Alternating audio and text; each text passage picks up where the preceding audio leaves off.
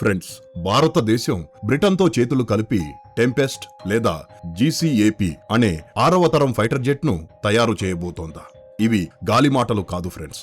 స్వయంగా మన వాయుసేన అధికారులు ఈ విషయాన్ని పరోక్షంగా అంగీకరిస్తున్నారు. అసలు విషయం ఏంటంటే, మనం ఎంతో ఆశగా ఎదురు చూస్తున్న మన సొంత యుద్ధ విమానం AMCA.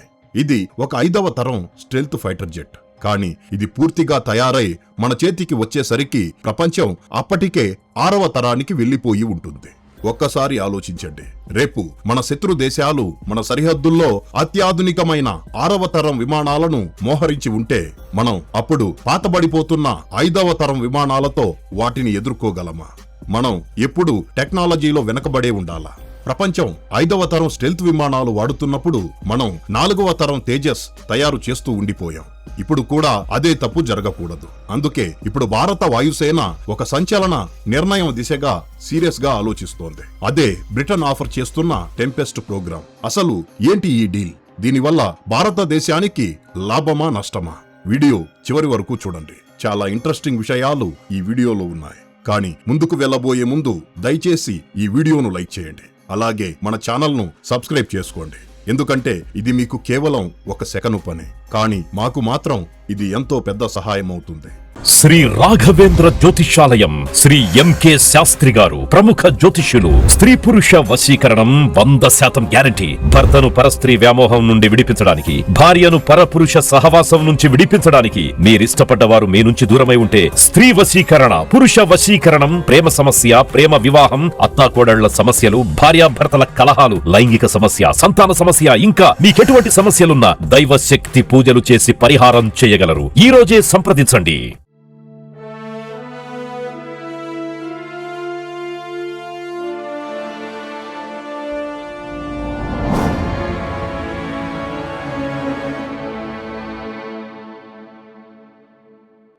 విషయంలోకి వెళ్తే, ప్రస్తుతం అమెరికా NGAD అంటే నెక్స్ట్ జనరేషన్ ఎయిర్ డామినెన్స్ అనే పేరుతో తన 6వ తరం విమానాన్ని శరవేగంగా తయారు చేస్తోంది.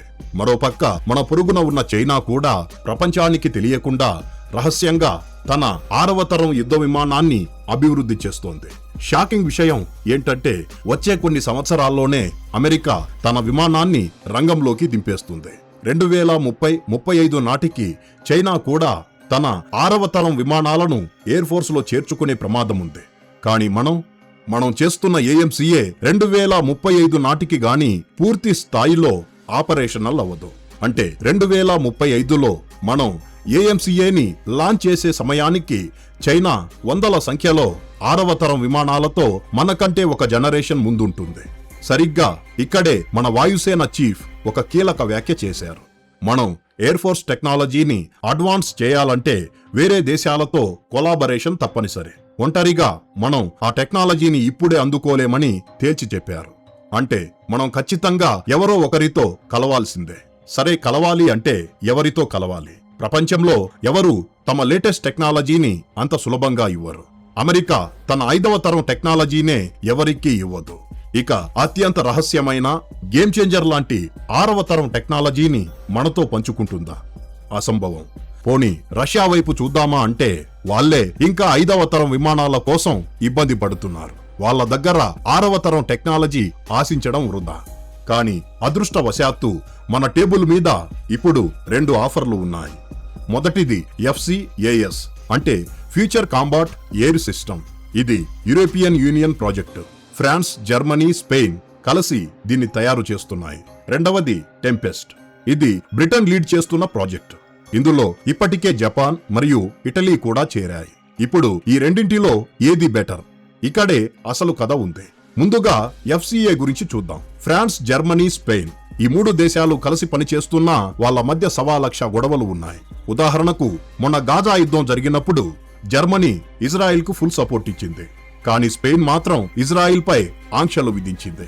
ఇలా 3 దేశాలు 3 దారులుగా ఉంటే ప్రాజెక్ట్ ఎప్పుడు పూర్తవుతుంది? గతంలో ఇలాగే యూరో ఫైటర్ టైఫూన్ విషయంలో జరిగింది. అందుకే FCAS అనేది భారతదేశానికి ఒక రియలిస్టిక్ ఆప్షన్ కాదు. రేపు పొద్దున ఏ చిన్న గొడవ వచ్చినా స్పేర్ పార్ట్స్ ఆగిపోయే ప్రమాదం ఉంది. కానీ రెండో ఆప్షన్ బ్రిటన్ యొక్క టెంపెస్ట్ చాలా ఇంట్రెస్టింగ్ గా ఉంది. బ్రిటన్ ఇప్పటికే జపాన్ మరియు ఇటలీ దేశాలను ఇందులో భాగస్వాములుగా చేర్చుకుంది. ఇప్పుడు భారతదేశాన్ని కూడా రమ్మని పిలుస్తోంది. దీనిలో ఉన్న పాజిటివ్స్ ఏంటంటే బ్రిటన్ దీనికి కావాల్సిన అత్యాధునిక ఇంజన్ను డెవలప్ చేసే పనిలో ఉంది. 2030 నాటికి దీన్ని టెస్ట్ ఫ్లైట్ చేయాలని చూస్తోంది. 2035 కల్లా ఇది ఆపరేషనల్ అయిపోతుంది. అంటే మన ఏఎంసీఏ వచ్చే సమయానికి మన చేతిలో ప్రపంచాన్ని శాసించే ఒక 6వ తరం విమానం కూడా ఉండే ఛాన్స్ ఉంది. అయితే ఇందులో ఉన్న ఒకే ఒక సమస్య డబ్బు.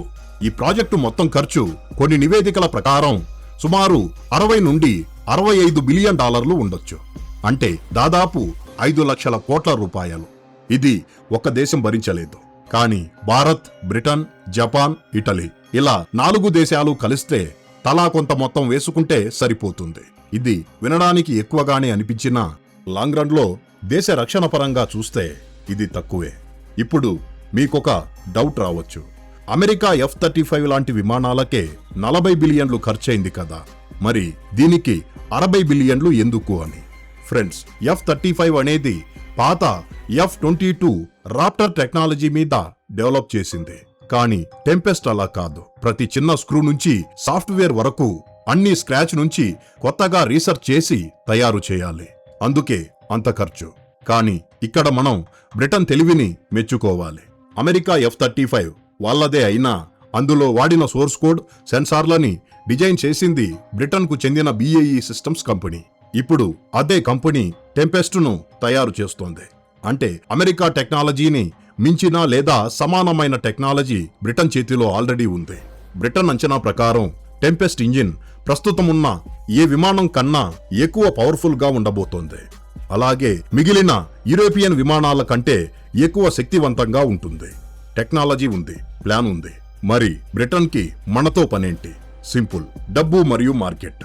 బ్రిటన్ ఆర్థిక పరిస్థితి ఇప్పుడు ఒంటరిగా ఇంత భారీ మొత్తం ఖర్చు చేసేలా లేదు. అందుకే మొదట ఇటలీ, జపాన్ను కలుపుకుంది. ఇప్పుడు భారతదేశం లాంటి పెద్ద దేశం కోసం చూస్తుంది. అందరూ కలిస్తే ఖర్చు తగ్గుతుంది, పని వేగంగా అవుతుంది. ప్రస్తుతం ఈ డీల్ మన టేబుల్ మీద ఉంది. భారత ప్రభుత్వం, వాయుసేన దీనిపై సీరియస్ గా చర్చిస్తున్నాయి. ఒకవైపు 114 రఫేల్ విమానాల కోసం 1000 కోట్లు, మరోవైపు ఏఎంసీఏ, ఇంకోవైపు తేజస్ మార్క్ 2. వీటి మధ్యలో ఈ 6వ తరం విమానానికి ప్రభుత్వం బడ్జెట్ కేటాయించగలదా అనేది $1 మిలియన్ ప్రశ్న. కానీ ఒకటి మాత్రం నిజం ఫ్రెండ్స్, మనం ఇప్పుడు సాహసం చేసి ముందడుగు వేయకపోతే 2035లో కూడా మనం ప్రపంచం వెనుక పరిగెడుతూనే ఉంటాం. కళ్ళలో కళ్ళు పెట్టి చూడాలంటే టెంపెస్ట్ లాంటి ఆయుధం మన దగ్గర ఉండాల్సిందే. ఫ్రెండ్స్, మరి మీరేమంటారు? భారత్ బ్రిటన్తో చేతులు కలపాలా, లేక మన సొంత ఏఎంసీఏ మీదే నమ్మకం ఉంచాలా? మీ అభిప్రాయాన్ని దయచేసి కామెంట్ బాక్స్ లో తెలియజేయండి.